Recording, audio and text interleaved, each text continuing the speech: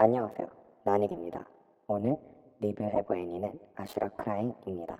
아슈라 크라잉은 2009년 세븐아크스에서 제작한 라노벨 원작 애니메이션입니다. 시작하기 앞서 이 리뷰에는 스포일러가 포함되어 있으며 스포가 싫으신 분들은 뒤로 가기 혹은 창을 닫으시는 것을 적극 추천합니다. 원작이 완결되기 전에 애니를 제작하고 끝냈기 때문에 원작의 스토리와는 사뭇 다릅니다. 작품의 설정은 상당히 암울한 편이나 초반에는 작중 인물들과 배경 분위기 때문에 그러한 느낌은 뜨이고 있지는 않습니다. 일단 설정상 신이 세상을 버려 세계 멸망까지 대략 700일 정도가 남아있다고 합니다. 작중에 악마가 인간이랑 같이 생활하고 있으며 인간과 계약한 악마와의 사이에는 사형마가 태어납니다. 또한 일부의 선택된 사람들은 아슈라 마키나라 불리는 로봇을 조종할 수 있습니다. 아슈라 마키나는 사형자로 불리는 육체가 죽거나 다친 소녀의 영혼을 매개체로 움직이는 로봇이며 이것들을 조정하는 자를 핸들러라고 부릅니다.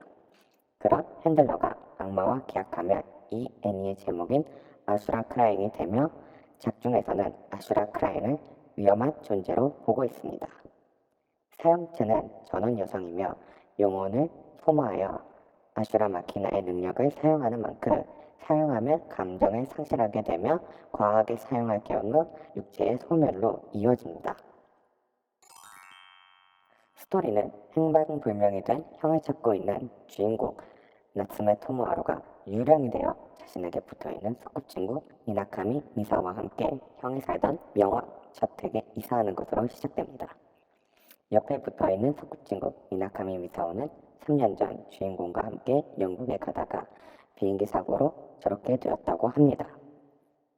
하지만 이상하게도 같이 비행기를 탔던 주인공은 멀쩡했고 미사오의 육체는 발견되지 못하여 행방불명 처리가 되었습니다.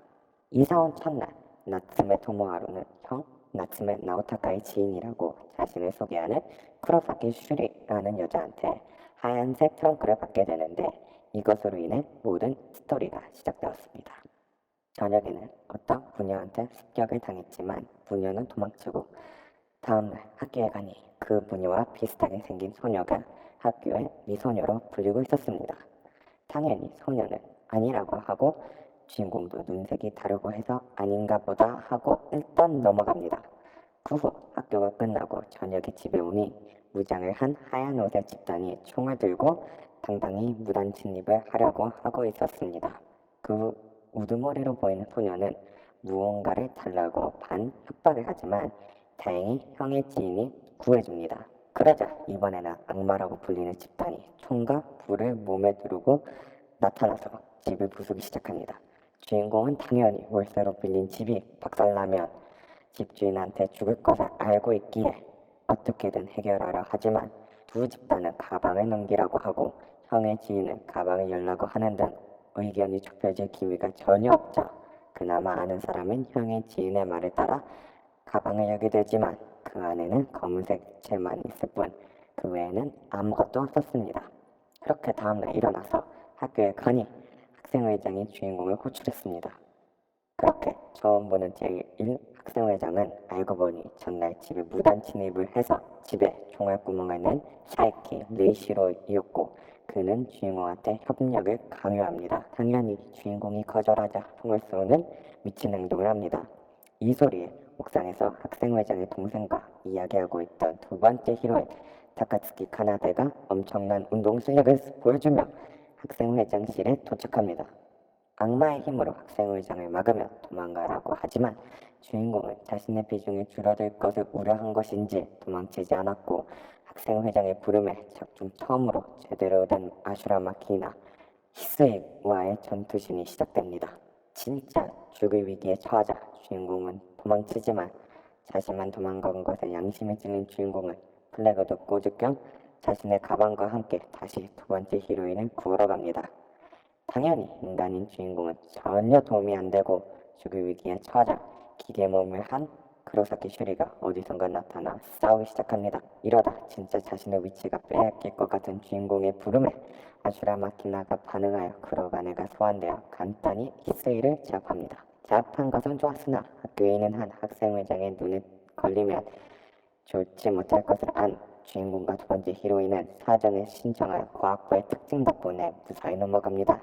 이 애니에서는 잘 설명을 안 해주지만 이 학교에는 총 3개의 학생회가 존재하며 과학부는 그 중에서 악마를 보호하는 제3학생회인 로얄 다크 소사이어티에 포함되어 있다고 합니다.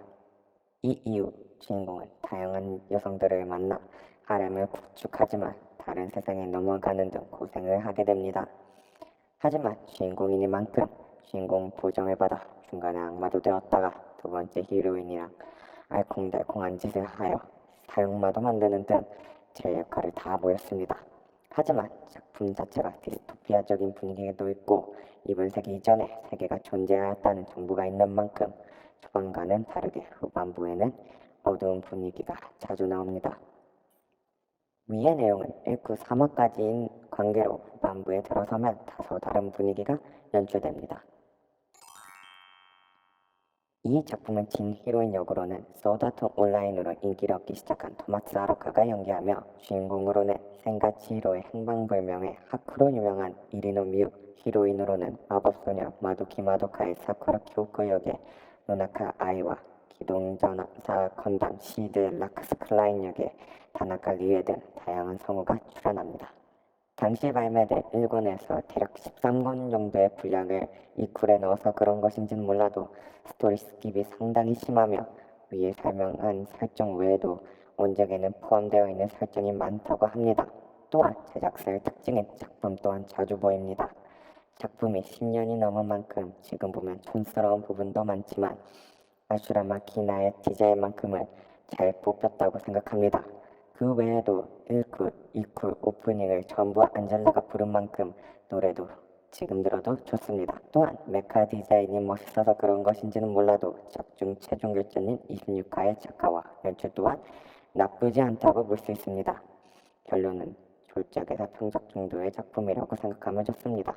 즉, 그다지 추천은 하기 어려운 작품입니다. 하지만 메카 디자인과 26화 전투신 그리고 노래는 들어볼 가치가 충분히 있는 작품보다 그 외가 더 재밌는 작품입니다. 그럼 시청해주셔서 감사합니다.